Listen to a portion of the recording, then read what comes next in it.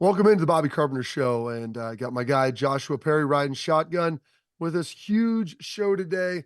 Break down a little bit of pro day, updates with spring ball. We're gonna have Steele Chambers on, Ohio State linebacker, formerly running back, early in his career. Talk about his pre-combine and draft prep, what he's been up to, his experiences at Ohio State. Very interesting and unique guy, and roommates with the guy we had on prior last week, Cade Stover, those two with Tommy Eichenberg. So some great little stories of some of the stuff that they got into.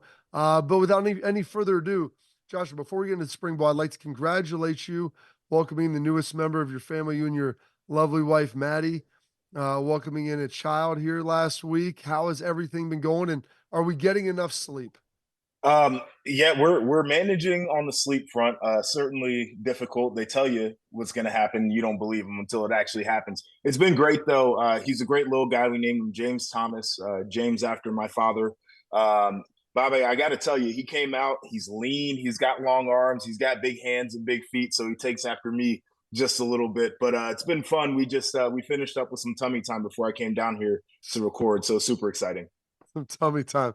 I love it, dude. You're a full-on dad now. That's a phrase like that's something I had like in the back pocket. I used a long time for about a decade, and now that my youngest is 7, kind of moved past all that, and I'm trying to make sure that he's not calling me bro and man, and he's taking a shower and like trying to have proper hygiene. But you'll get to that point at some point. I had him over at practice here at Ohio State on Saturday, and what was tremendous, obviously a packed day, Joshua, and it was cool because there was a ton of former players. Teammate mine, Doug Dash, was there. Malcolm Jenkins in the house, Will Allen in the house, Ty Howard, Joey Galloway.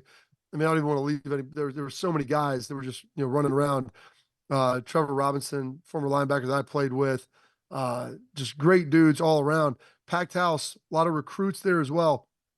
And I'm going to tell you this: I've been waxing poetically about this man because I don't know what else to say, but I've never really like truly believed in like the recruiting rankings on based upon like the actual number.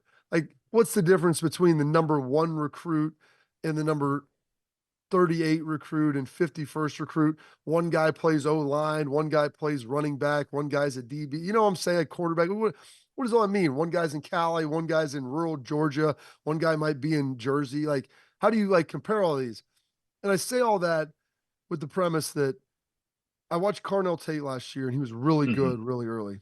And he had some physical maturity to do because he wasn't necessarily big enough and he looks really good in the spring. But Jeremiah Smith, I'm telling you, man, I've watched this guy and I don't know. I mean, he was the quote number one player, Joshua, and I don't have any other thing to guard like base that against other than the fact that I've watched him play. And if you told me the guy was a senior and would have won the Blitnikoff as a junior, I may believe you at this point. Yeah, I've heard nothing but great things, and like I need to get back to Columbus just so I can see him in person because I've watched the videos and I've seen the photographs, and the guy looks ridiculous for an early enrollee freshman. That's the other part about it is like he just got on campus and he already looks like a grown man. And basically, from everything that I'm hearing and things that I get to see online, it's like you got to find a way to get a guy like that on the football field, and sometimes the biggest hurdle and obstacle is the fact that guys are learning how to be a collegiate athlete and a college student, and they're trying to pick up, the nuance of the game. And sometimes you just got to say, listen, I don't know what it is. We got to find a way to get this dude on the field. We'll make it simple, whatever we got to do, because he looks like he could be a game changer. Well, and you put him and Carnell Tate like on your two outside receivers, and you can get in it. They have a bunch of guys that are really good, by the way. And so it's like it's not you just have 3 or 4. I mean, there's really probably 5 or 6 that you think you could get on the field and be heavy contributors. But I think him and Carnell Tate might be the two most impressive, like outside receivers when you talk about size, frame, and just the one thing that's really impressive is how competitive they are because they're Mm-hmm. going against Davidson Ingbenuson, Denzel Burke, um, Jeremiah, or Jermaine Matthews, rather. Like all these guys, they've even been playing Jordan Hancock some on the outside. They've got dudes, man, and these guys are going at it and they're winning. And what's awesome, Joshua, that like I watched Jeremiah Smith, get him on a double move, and dude, like we're throwing the football back in the air at the defense afterwards. Like there's an attitude about it that's refreshing with the competition. Man, it's the greatest thing. And I felt like, people always say, oh, practice felt like it was harder than the games. It's how I felt a lot of times. And part of it is a collection of talent that's there. But like when you spend enough time around somebody, you get hyper competitive and like you love your brothers, but like you just want to beat a guy sometimes. And like you watched it. I was there on the football field while it happened. I watched Eli Apple and Mike Thomas go at it so many times, and those dudes were doing the same thing. Eli would get a PBU, and he's standing over Mike Thomas. Mike can't stand that kind of stuff. So Mike was funny. He would catch the ball, stop running, just throw it straight at Eli, and then go run over and talk to Coach Combs. And it's like you got to make sure that you govern that a little bit because you can't have guys acting out in games. But there's also a part of you where it's like, we're going to let this go. We're going to let these guys compete as hard as they can. And it's really good for developing a team. It's phenomenal. And then another guy who's developing, Sonny Styles. And I was just curious. So everybody's been like hyper focused on him. And I want to make sure I'm not shortchanging. Like Cody Simon's been the glue in the middle, veteran Yep. guy, knows what to do. They've been moving CJ Hicks around a little bit into their three linebacker sets, and CJ's looked really good as well. But Sonny, Josh, like you when you get in the box, because you're a guy that played back early, that stuff happens fast. And I've been amazed at his reflexes. He's bent really well. And one of the things he's done, I've watched him like setting up blocks to know hey, when do I need to strike and move, or when can I use my athleticism, squeeze, and then bend around as well.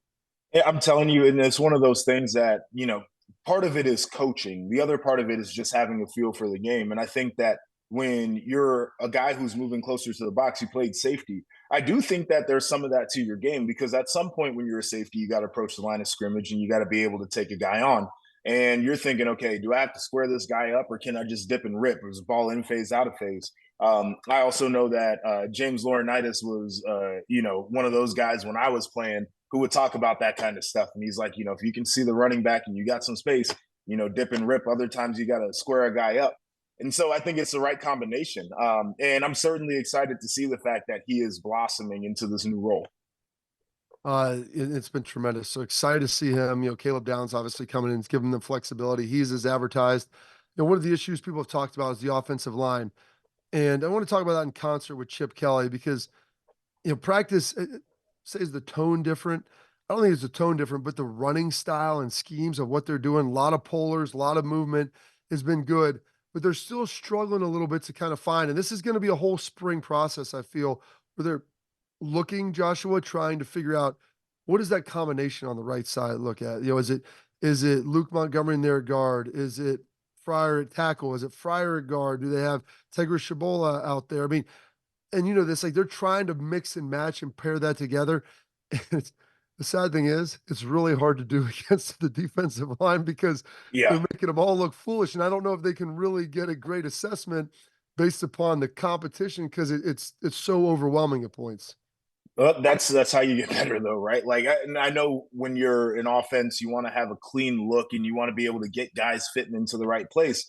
But there's also a certain point of, all right, if you're getting your butt whooped, what are you going to end up doing? And so the mixing and matching, I think, is good. Probably seeing a little heavier dose of inside drill than you typically would just to get those guys reps. But Bobby, as you know, the Saturday scrimmages are where Yeah. a lot of you can find out a lot about guys because you're really kind of taking that governor off and you're telling the guys, listen, we're going full speed like it's a game rep.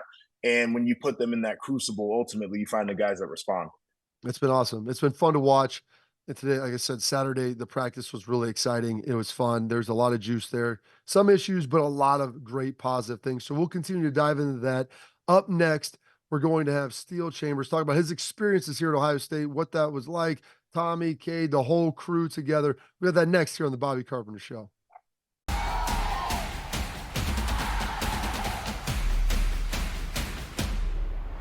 The Bobby Carpenter Show. I got my man Joshua Perry, newly minted father, and we're pleased to welcome in Steele Chambers. Last week we had on his roommate Cade Stover. There's two members of their little triumvirate. They got Tommy Eichenberg. All the guys lived together, all played linebacker at Ohio State at some point in time in their career. Steele, how's the combine training been going? How's everything since kind of the season wrapped up? It's been good, man. It's interesting just having like so much free time and not having school at all. That's nice. So I mean, I'm working out, doing a bunch of stuff, and then just kind of having fun. All right, take us through the pro day experience. You just wrapped up here, had a lot of personnel in town, kind of a gathering spot for all the guys that you played ball with for a bunch of years. Tell us about pro day. Yep. It was cool, man. It was interesting kind of being on the other side of it because I mean, for 5 years, I was the guy like watching everyone else do their pro day. So it was interesting going out there, but I mean, it was fun. Ohio State, it's almost kind of like a little party, just everyone cheering you on while you're doing all your stuff. So it was a great experience. It was cool seeing like CJ, DeJuan, a bunch of guys coming back and then just showing support. So do you think, and that's a good point because Ohio State, it's obviously huge every year, and you get a chance to watch it as a current player. Do you think watching it as a player kind of helped prepare you for maybe everything that was going to happen? Probably. I mean, you just kind of get a sense of what you're going to be doing, the order of it, and then just you get a sense of like the atmosphere you're going to be in.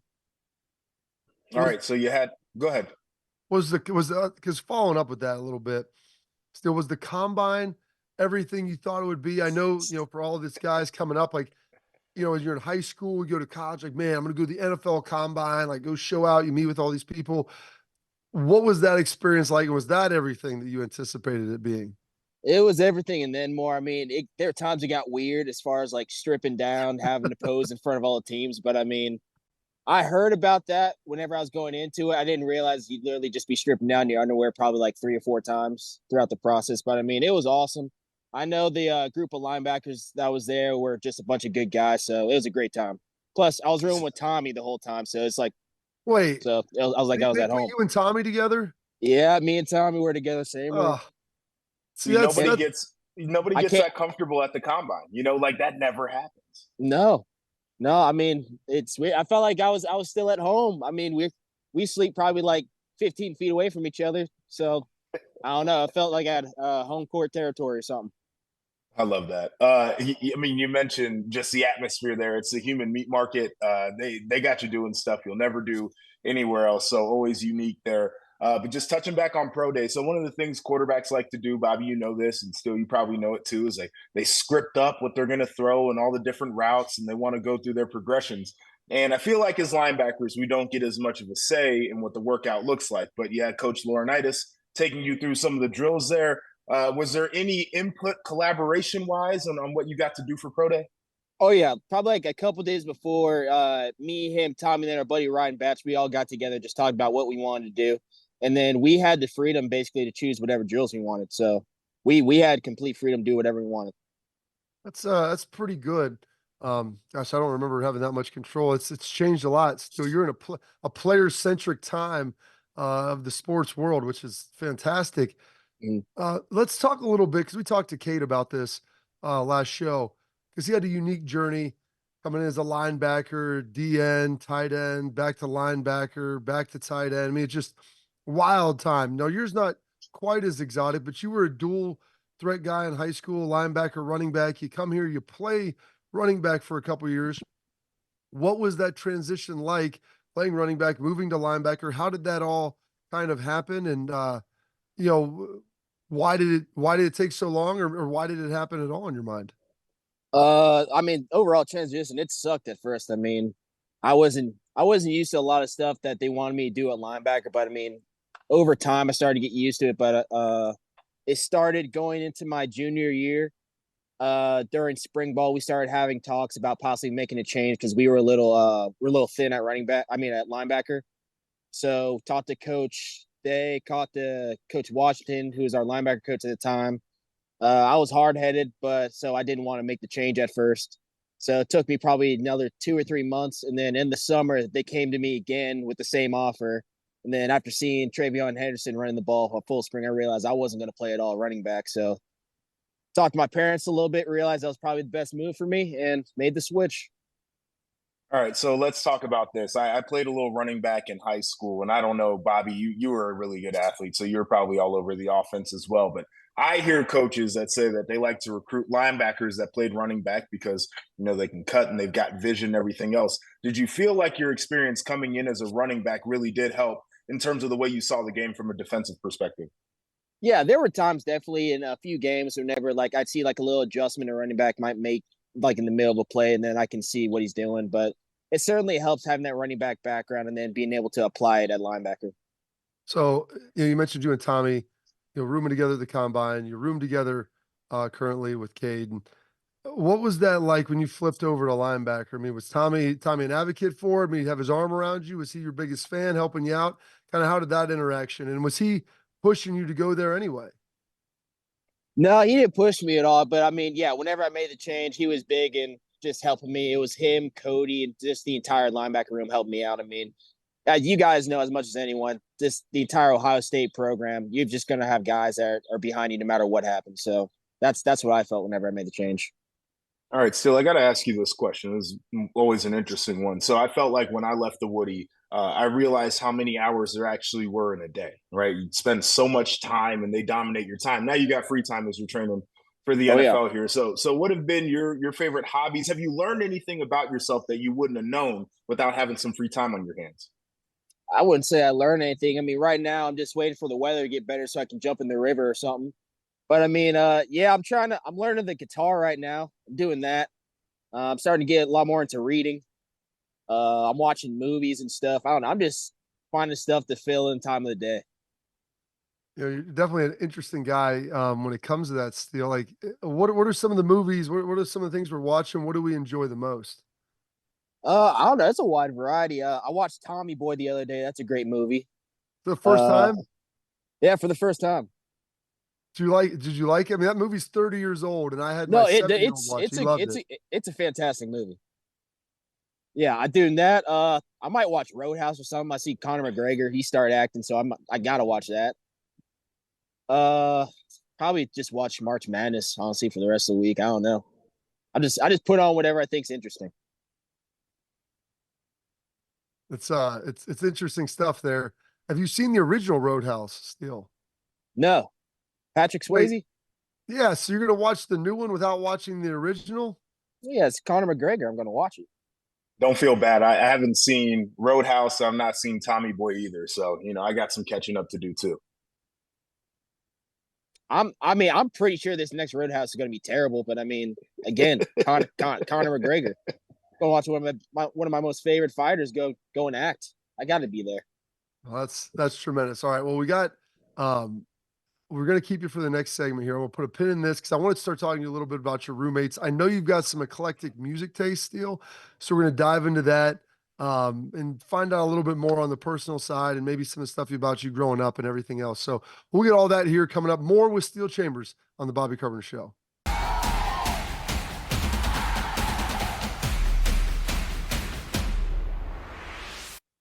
All right, welcome back in to the program. Still here with our guy, Steele Chambers, one of the best dudes. Really interesting guy that I enjoy hanging out with. And Steele, you're kind of an old soul, at least from what I've gathered. I've got a chance to talk to your mom about it a little too, and she seems to kind of be on that same plane. You talk about movies, talk about music. What if you were just to throw on some music to hang out? What are we putting on the playlist? Like, what does that look like? Curate me a playlist for you of like some of your favorite stuff. Well, I mean, where am I? Let's say we're hanging out. Let's do like a little hangout time. Like maybe I don't know. You say like to be on the river. What are you gonna put on if you're gonna be in the water Ooh. outside, something like that? Oh gosh. Probably if we're just floating down the river, probably like just some Chris Stapleton or something. Chris Stapleton. What are we working out to? Chris Stapleton. All right, let's say you're What? getting ready to kick back, maybe a little pregame with the boys. What are you listening to? What do you mean, like before a game, or what do you mean pregame? No, I mean pregame as in we're getting ready to go hit High Street. Oh, goodness. Oh man, yeah, I haven't done that in a while. Oh gosh. Luke Combs, Chris Stapleton. Luke Combs. Now, I, listen, I don't know. Like I don't. I listen to country and folk, and then just whatever else I think is good. well, the one other thing that I've noticed, man, you got like a love for 80s music, which like me, like that was stuff when I was like real young and my parents used to listen to when I Yeah. was in the car. But I mean, I went over to your place, you and Tom and Kay are playing cards and you've got like the Top Gun soundtrack on the original one, not the new one. Well, yeah, I think you came after like we watched it a couple days beforehand. So yeah, I'd been listening to that soundtrack for probably 2 weeks after I watched that movie. Okay. So we do have that little like 80s vibe here. Cause I'm just trying to kind of figure it out still. Cause you've got the long, like, what's the deal? We got the long hair. We've kind of had that forever. Um, like, is that part of who you are? When did you grow it out long? Like, kind of, where's that coming from? Because I had long hair in college, and eventually I cut it when I got done playing. But kind of where are the origins of that? I was born with a head full of hair, and I just kind of kept it and let it grow. And I just don't cut it. I cut the sides. Like I let my mom cut the sides. That's it. This is amazing. It's amazing stuff. I went through the long hair deal too. It's an emotional experience, I think, for the parents at times when you cut the hair down. My mom didn't like when I got rid of my hair. Yeah, I wanted to cut my hair for some unknown reason, and my parents convinced me not to, and I'm very thankful for that because I don't know what I look like with short hair. That's funny. So still, you're a Georgia guy. How do we end up at Ohio State? Just good people. My dad told me during the recruiting process to not really care about like where I'm going as far as like if I go to the West Coast, stay down south. He just said follow the good people and you'll have a good time, and that's what I did.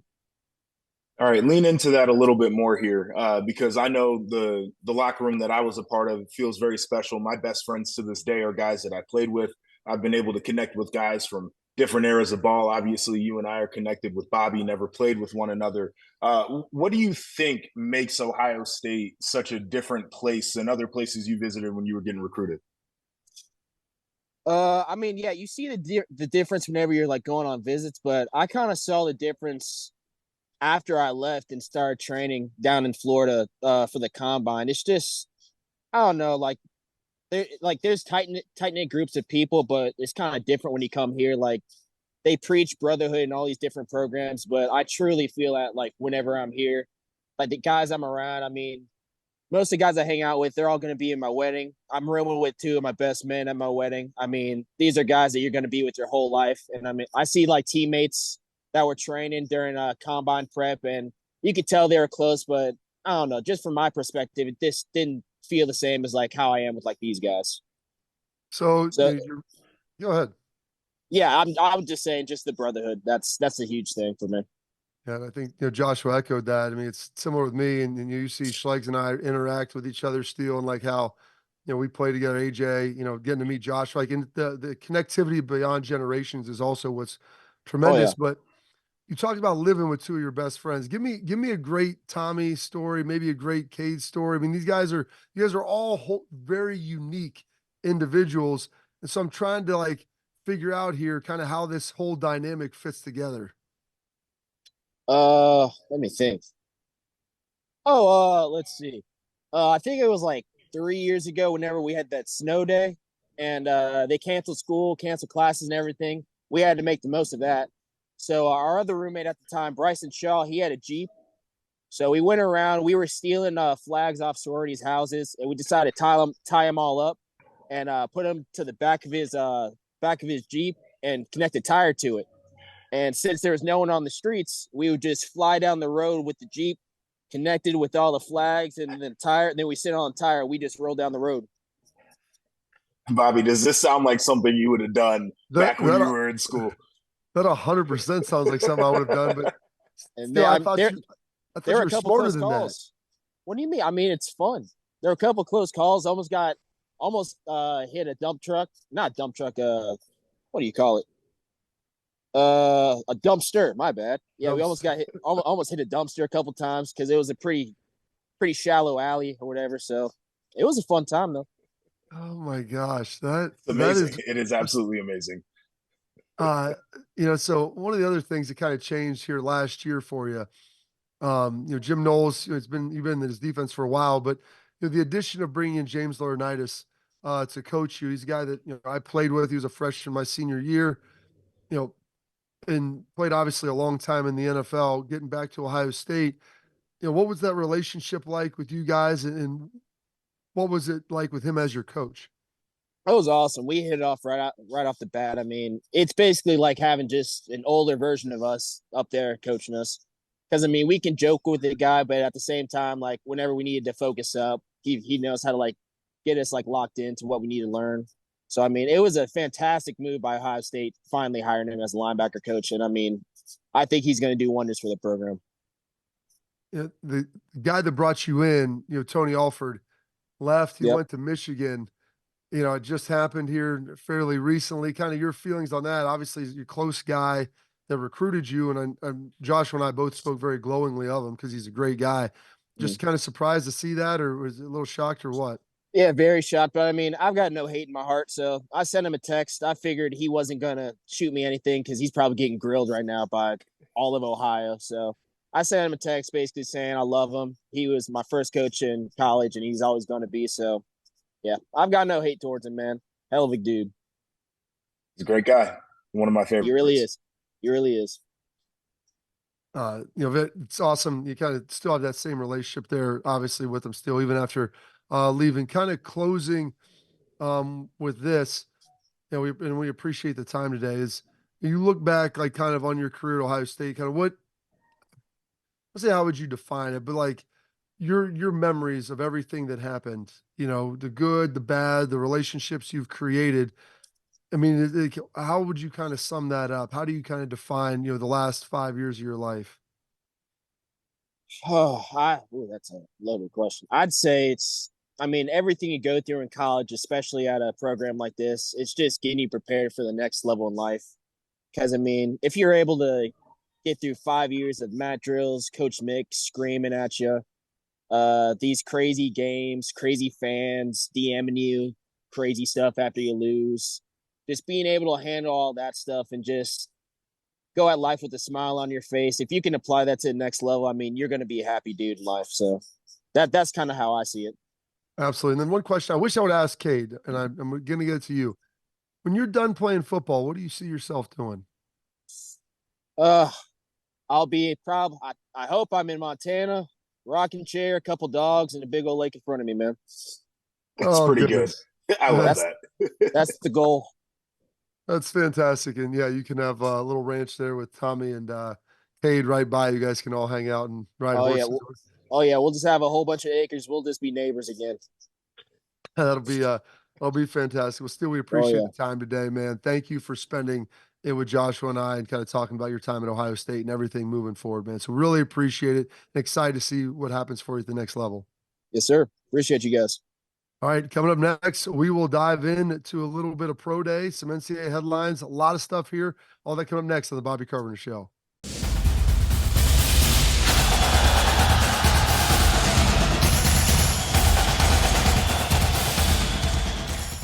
Welcome back into the Bobby Carpenter Show, and something that we talked about in the last show leading up to Pro Day at Ohio State. It was March 20th on Wednesday.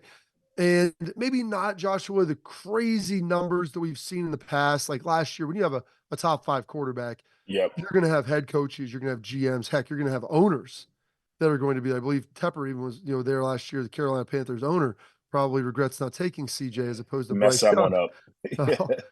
So, that's just how you know what, CJ though, at pro day, at practice on Saturday, which is awesome to see guys like that coming back.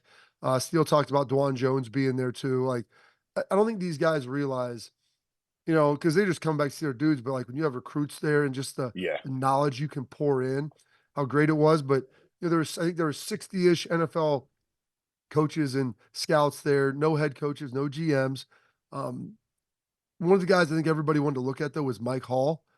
Joshua thought he looked really good. Ran a 4.840, weighed like 299, 300 pounds, jumped well, moved well, like checked all the boxes. Now it's just going to be his injury issues and how comfortable people are with those.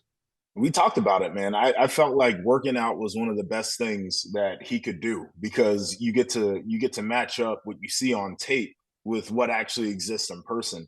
And he is a phenomenal athlete on the interior of the defensive line. And I mean, you look at some of the contracts that have been handed out to some of those guys, like people want guys who can get after the quarterback and be disruptive from the interior. And quite frankly, they don't care if you're 320 pounds. You don't need to be anymore as long as you can give the offensive lineman trouble. So I'm super excited to see that he performed well. Saw some of the other numbers that came out of there. Looked really good for a lot of guys. I think just confirming who they are and what they can provide at the pro level. One of the interesting things is I think this was the first time a lot of people got a look at Will Howard tossing the rock Yeah. around, and I heard some good things about him too. So here we go. I mean, looks like things are looking up. So they had, you always have your quarterbacks throw. So Cade Stover out there, Xavier Johnson out there for Ohio State. And so they had Will Howard and um, Devin Devin Brown. Brown throwing a little bit. And I thought both those guys, like, I think people were kind of impressed, especially with Will and Devin looked good too. And I asked him at Mecca, like, why didn't you run? Because in the past they'd hop in there. He said no one asked him, but I mean those guys were getting gas. Cade looked good though. I thought Xavier looks really nice running routes. I think that is something positionally as far as those guys. When people look at them in person, I think that that does matter for their positions when you watch them run routes and how they can look, and especially with the quarterbacks looking impressive as well. Yeah, I mean, we talked about Cade too, and we talked about it with him when we had him on the show. But I think a lot of people are underselling what he provides from an athletic standpoint, right? And so again, running around and looking fluid and looking smooth, and people seeing how a big body can move and catch the ball the way that he does. Like I think he's a guy that some people are probably going to end up passing on that should take a tight end like him. They'll regret it. One of the other things that was cool is Mike Hall, the only defensive lineman. So, how hard those people don't realize pro day is position drills Yep. without rest. Like Yep. you're in a usually have 8 or 9 guys at linebacker, or D line, you have 12 or 13 guys. They had one. And so they had JT and they Jack Sawyer, both of those guys work out with Mike. And I thought both those guys looked really good as well. And that's cool for them to kind of get out in front of the scouts so people can kind of see how they move as well. No, that first look is important, right? And then, like, you see on social media where people are like, "Oh, Marv hasn't worked out in front of NFL personnel." Well, he did a year ago, and he looked really Yeah. good when he did, right? And so, like, I think for these guys, it does plant that seed. And they were both guys that could have come out this year and decided that it was in their best interest to continue to develop, which I think was the right decision for either one of them. But just kind of having that baseline and teams getting familiar, and again, seeing these big athletes look good, it's a great thing for them. And I think it's important for those guys, like they can get out there, like you said, get some exposure and understanding like I came back, people are seeing me now. Now I got to pair this up with some production on the field. But there's going to be a lot of buzz around those guys coming in because they definitely looked the part and they moved really well. And by the way, they looked great in practice thus far. Moving forward, the Big Ten's in a good spot. SEC's in a good spot. Big 12, like they're doing all right. They've done the best they can given who's left and what their conference looks like. The ACC, signed this grant of rights deal like 3 or 4 years ago. It goes all the way through 2036. Like there's still 12 years left on it. FSU pushing back. Now Clemson hopping in on a lawsuit against the ACC, trying to find a way to get out of the grant of rights and the 140 million withdrawal penalty, which I don't know if you've heard about this, Joshua. Like the grant of rights is kept. It's basically the Declaration of Independence. They Right. keep it at the ACC headquarters. You can You only can't look at it run there. off copies. You can't see it. They won't electronically mail it to you. You have to show up to see it. So, I mean, how long do you think the ACC is together is currently comprised?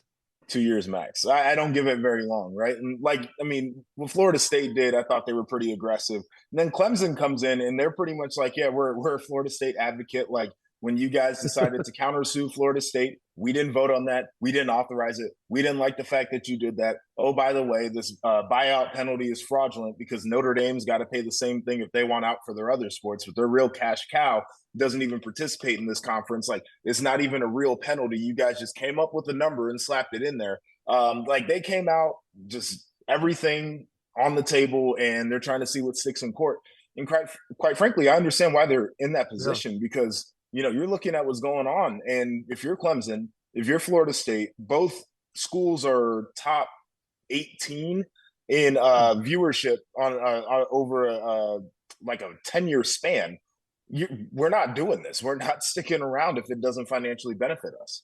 Well, they're dragging Virginia, like Georgia Tech, like a lot of these schools. You look around, it's like, well, we provide probably value that's maybe not all the way to like the big dogs in the SEC and the Big Ten, but we're a lot closer to that than we are to the call them the drag, like schools that maybe don't care as much. So they're pulling them along. And so I completely understand where they're coming from because they realize like the longer you get down this road, it's going to get wider and wider. So you gotta cut back and get right on the right track here sooner rather than later. Commissioner Phillips down there in the AC, he's trying to keep this thing together. Plus the addition, I don't know if like adding Stanford and Cal and like SM, like I don't think that that's really going to help anybody's arguments with any of this stuff either. So a lot of issues there. We'll keep you posted on that as more comes to break with, as I'm sure it will throughout the summer, because that's when the good stuff always happens. All right, coming up, we've got our favorite segment, Tailgate Talk. We answer your questions, and I'm sure we're going to have a lot about the offense, the O-line, the quarterbacks. We'll get into all those here next on the Bobby Carpenter Show.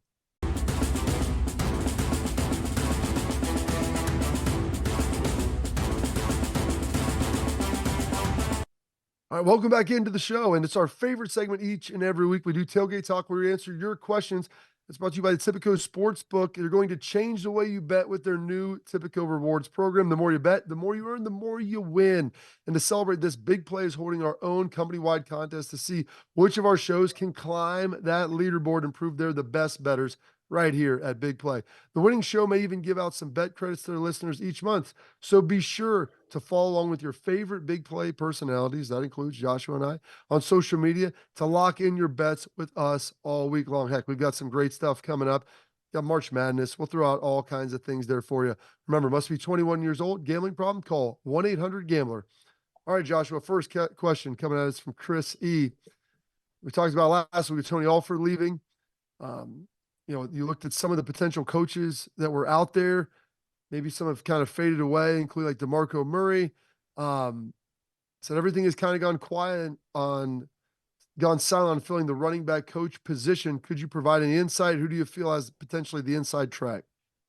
Yeah, this one is a little bit of a question mark still for me. And you mentioned some of the options out there. I know, Gillespie was a name that was floating around early on. I haven't heard a ton on that track. I don't know if you have either. You mentioned DeMarco Murray.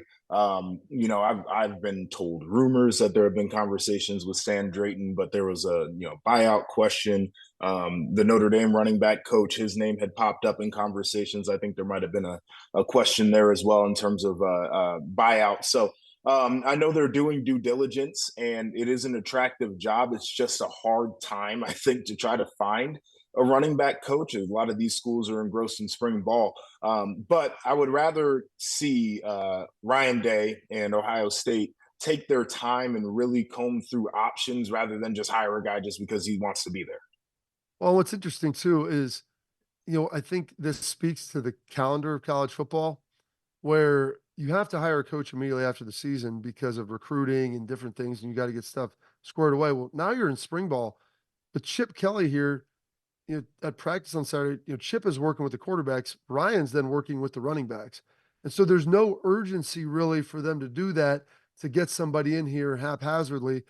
I think Ryan would like to have somebody hired before the end of spring.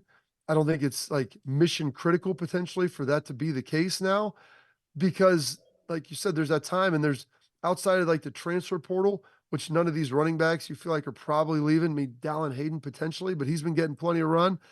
That make sure you get the right guy and not just someone quick. Well, here's the other part. Now I'll ask you this question. So let's say they hired a guy tomorrow.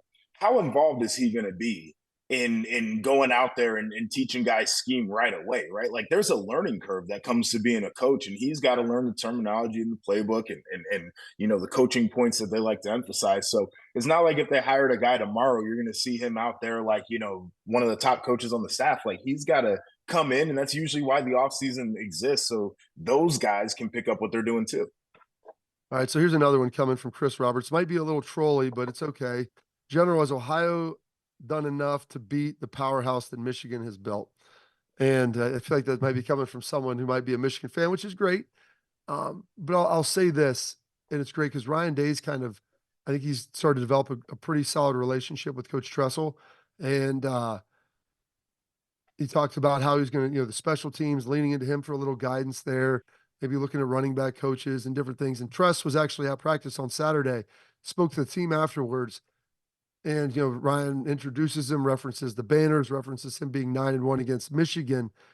And it was awesome, like listening to Tress speak to the team post-practice, talking about, the things that you could do every day, the things that you were grateful for every day, being a Buckeye, and like how important that is. Malcolm Jenkins spoke to the team on Thursday, and Tress referenced like something that he taught Malcolm, which what are the things you can focus on that don't take talent? And then having the relentless pursuit of it every day in the spring. You can't win the national title in the spring, but you can lose it. And I think that stuff is that connectivity and pulling that together. I feel like it's really going to pay some big dividends, Joshua. I think it's phenomenal. And I know a lot of people on the outside of the program probably wanted to see something like this, but Ryan Day obviously understands the moment and the pressure that exists there. And so he's leveraging and leaning on, some of the great names and the great personalities that have come through. And Tress is one of my favorite people from the standpoint of he is an introspective guy who forces you to do the same thing. And I think that leads to growth. Now, to answer this question, have they done enough? I don't know. And quite frankly, it doesn't matter right now because they don't play tomorrow.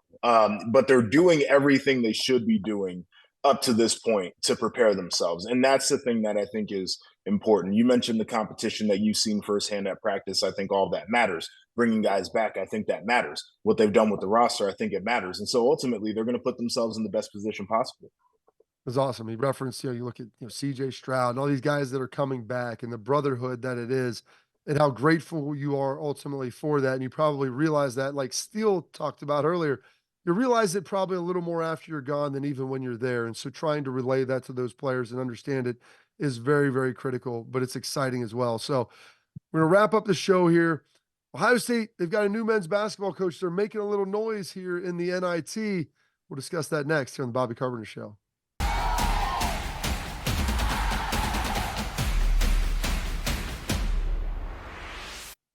Final segment of the program, and Ohio State, well, they've got a new men's basketball coach, and it's not all that different than the route that Gene Smith took in hiring Ryan Day as the football coach. Ross Bjork coming in, kind of spearheading the charge, as he will be the guy here moving forward. And they land on Jake Diebler, guy who didn't play at Ohio State, but his brother did. He was the interim coach, and they looked pretty darn good, Joshua, and they might be even making a little bit of a run in the NIT. Yeah, I mean, he's been on that bench for a while, so it's a guy who knows what it means to be at Ohio State. He's a guy who's from the state. He's got some recruiting chops. I'm really excited about it. I like Chris Holtman, and I know you've got a relationship with him. I did as well. I thought he was a phenomenal guy, but it certainly was the time to move on. And now I feel like I'm going to get back invested in the basketball team. A personal fault of mine. When the basketball team's not good, I completely shut it off because they get my blood pressure higher than when I'm watching football games. But I'm looking forward to this guy. They have a new energy. Feels like he's, rotation got deeper with him. Like, I'm super excited to see where this program goes. They've got that BBE, Josh, big Buckeye energy that they've been looking forward to. It's awesome to see. Plus, got the women maybe making a little bit of a run here. So excited to watch that. They smoked Maine, so hopefully continue some of that momentum moving forward as well. Yeah, it's been exciting to watch them too. And Coach McGuff, I think, is phenomenal.